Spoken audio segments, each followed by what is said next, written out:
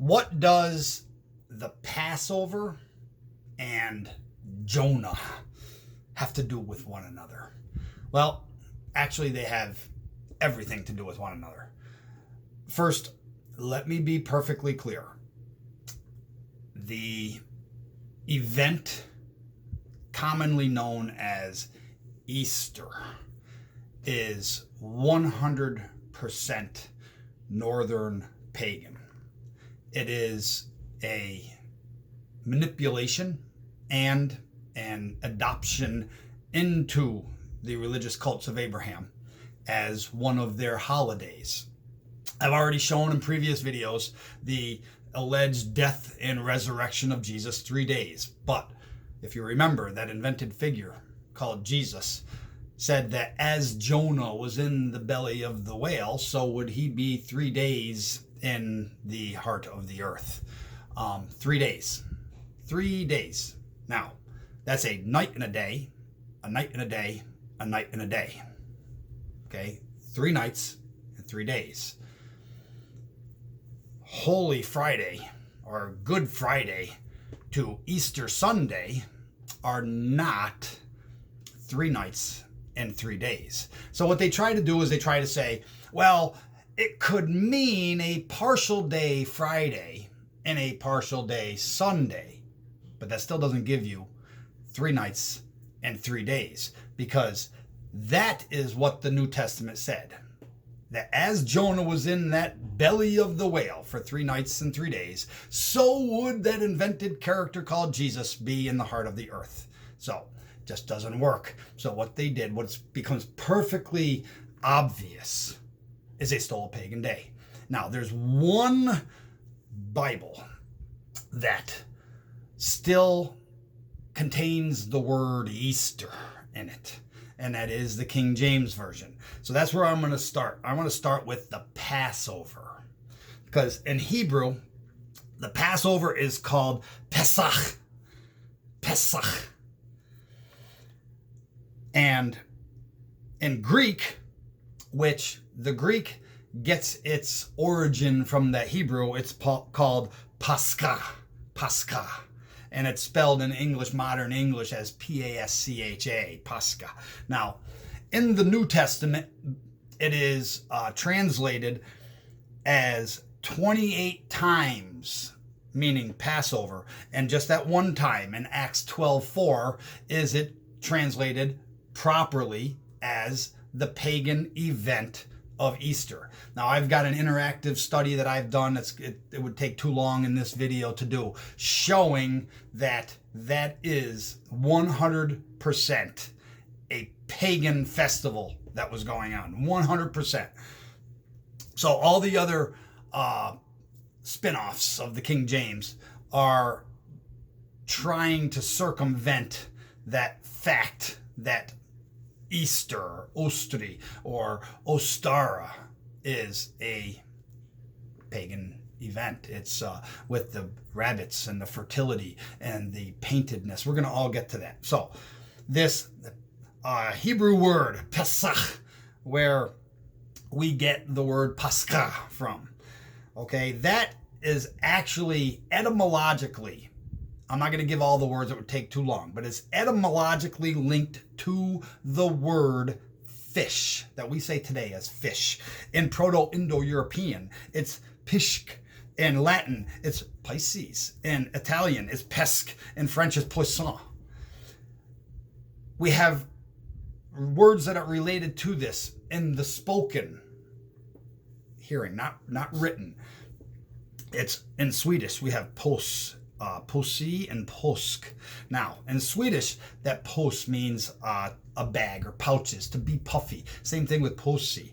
It means baggy, to have bags or to be puffy. Now, all of a sudden, that root word changes and means påsk, Easter. So, what I want to do is I want to show this, because there is a northern fish called the northern pike.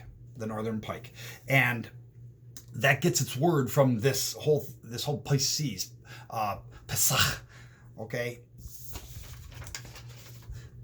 in sky charts. I have printed out some modified sky charts for use for this video. I want to show you where this is coming from and where they made it literal.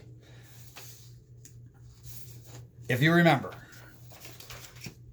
here is the summertime hero right there. And this is the dove that descends. Remember, we covered that in a previous video. And that is the summertime sky chart. Now, on that sky chart, if you look way over here, I have it numbered as 11. Okay, it's just barely in view. Not seen during the summertime. That is the constellation Pisces. That is the pike. Now, it's very important to realize the scene they painted as being literal. Okay, if you remember, the Bible story was that Moses, who had a stutter, was before Pharaoh saying, let my people go. That's what he was saying to Pharaoh. And then Pharaoh wouldn't comply, and the God of the Bible hardened his heart, and blah, blah, blah, blah. And then the God of the Bible, Elohim, Jehovah, then passed over and killed all the firstborn, unless you painted with red on the doorpost. Let me do it over here so you can see. Each doorpost had to be painted red with a lamb's blood. So let's really look at that, because we know what the doorposts are. In the heathen year, the northern pagan year, you have a red doorpost of spring called Red Month, and you'll have another red post at Samhain called Blood Month. So those are the doorposts of your heathen year, the start and the beginning. That is the heathen year. The passing over of the Jehovah, the spirit of the angel of the Lord, as they say, to kill the firstborn of Pharaoh, of Egypt. Okay, well, remember, the firstborn would have been the summertime hero. The summertime hero is the firstborn, because that is here's your summertime hero. That's your firstborn in the sky charts, because that's when the heathen year begins. So what happens as the year progresses and the constellations rotate and you have Pisces move into view is all of a sudden at the Samhain Blood Month doorpost, the Samhain Blood Month doorpost, lo and behold, there is Pisces in view. Okay, it comes from the east. It comes from the east and rotates around. Remember, there's your summertime hero. Look what's showing up over here. There is your wintertime hero. Now, as that pike, because pike gets its name etymologically, it means beak, it means fish. That is your angel of the Lord in the Bible that was passing over to kill the firstborn, the summertime hero. So Moses says, "Let my people go," and then over here is this is the wintertime chart, okay? And there you see the angel of the Lord is passing between the blood month and the red month doorposts, but in reverse, because it is winter. It is winter to spring. See, the God of the Bible is the God of darkness. So this angel of the Lord of the Bible that's passing overhead, notice what you don't see anymore.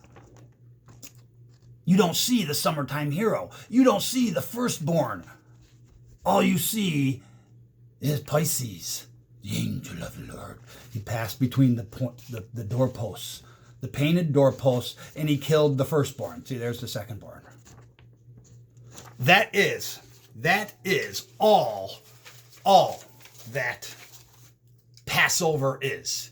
is made literal to make you believe that the God of the Bible is real and he actually killed the firstborn of Egypt when he passed overhead because they wouldn't let Moses' people go. And there's nothing more to the story. That is the constellation rotation made literal and then forced upon our northern pagan ancestors to believe as a literal story. But that's it. That is the Abrahamic Jewish Passover, Pesach, that we get Pascha from.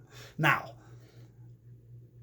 this is where it ties into the story of Jonah, okay? Because if you follow that course, that course of the Pisces constellation, as that rotates out of view, notice that was the wintertime sky chart, and it's going over here toward the western horizon. Eventually, that's going to disappear, okay? And then what's going to happen? Spring is going to come in, and when spring comes in,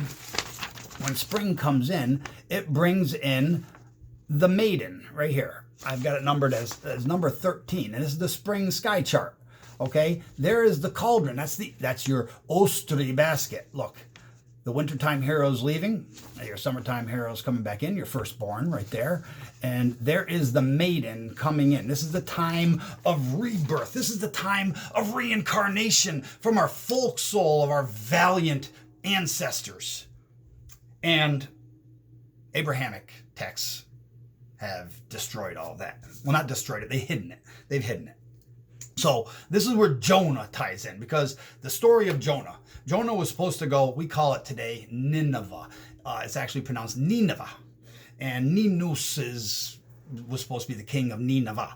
But I'll call it Nineveh just because that's what people are most familiar with. So Jonah was supposed to go and tell the people of Nineveh about the God of the Abrahamic text. And he didn't want to go.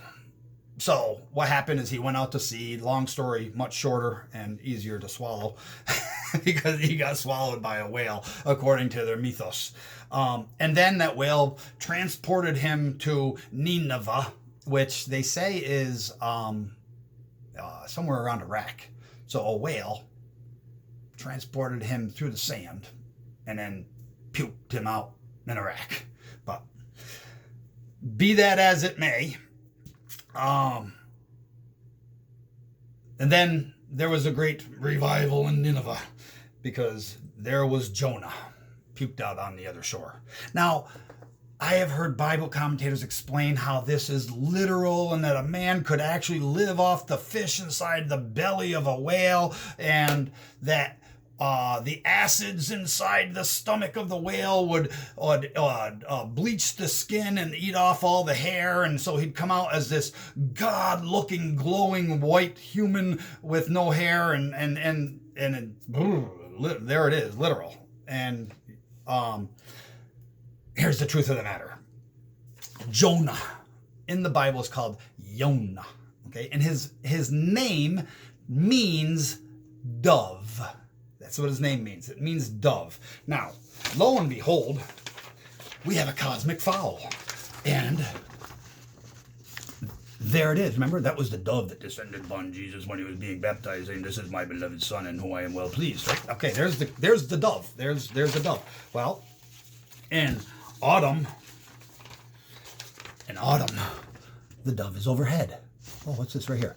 Oh, number 3 shows us Cetus. Cetus is a cosmic whale. Now, Jonah and Pisces, right there, the pike, the angel of the Lord is passing overhead, right when the dove is, and there's the whale. Now, what do you think happens?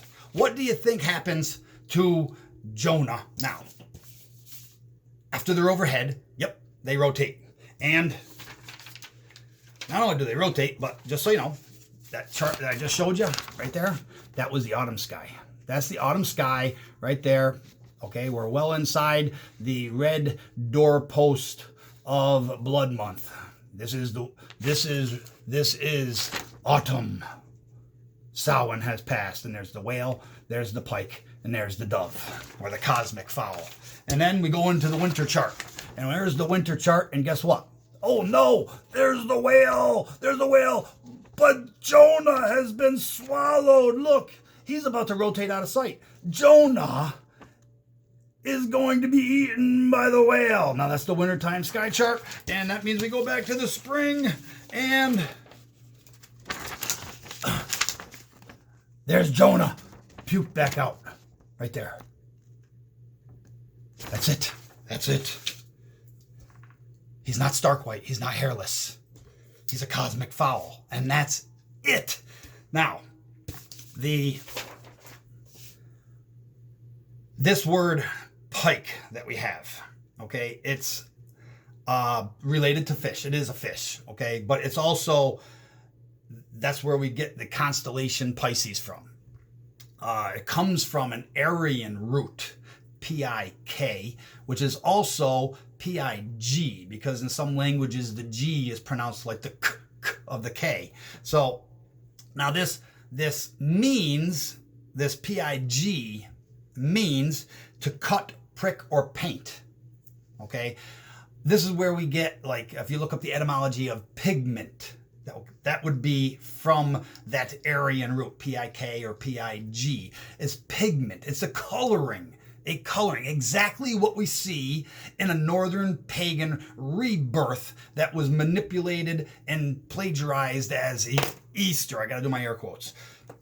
Now, this word in Swedish, P-I-G, or in Icelandic, pike, means maiden, okay? It means young girl.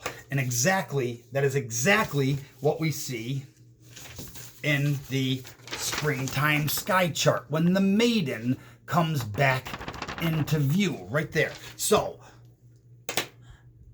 Jonah, being in the belly of the whale, according to their mythos, for 3 days and 3 nights is cosmic movement, just like we showed Jesus being in the heart of the earth for, well, a partial Friday, a partial Saturday, or an all-day Saturday and a partial Sunday, according to their man at the altar, was in the heart of the earth, even though it doesn't match up because it's all pagan.